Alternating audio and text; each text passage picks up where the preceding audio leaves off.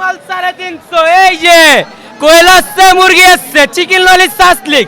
special গিয়ে বাজানান ইফতার কিনতে যাব দেখতে আসি দেখে পছন্দ হইলে কোন জিনিস পছন্দ হয় ওইটা নিব ভালো দেখতে আসি এই মাত্র এই মুহূর্তে আইছি খুব ভালো লাগতেছে খুব ভালো না মনে তো হইতেছে যেটা দেখে ওটাই তো পছন্দ হয় কিন্তু বাজেট একটু বেশি আর কি অ্যামাউন্ট একটু বেশি লাগতেছে আমাদের এদিকে নিজে তৈরি করে দিল্লি মহাব্বত এই যে বেস্তা বাদামের শরবত আছে আলুদা আছে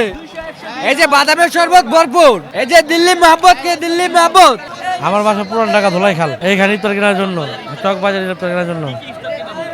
এখনো কিনি না কিনবো মাত্র আসছি মাল 350 এই যে কোয়েল আসছে মুরগি আসছে চিকেন ললিস সাসলিক স্পেশাল গিয়ে বাজানান এই যে গেল গা এই যে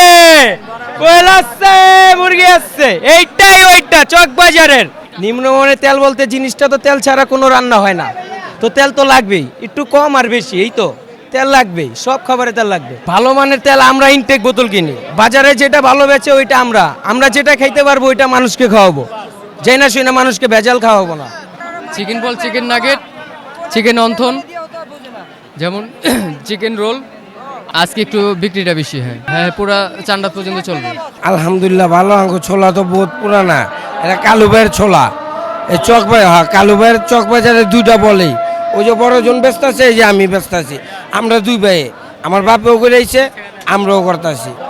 আশা করি আঙ্গো পেটের পোলাবেন করবো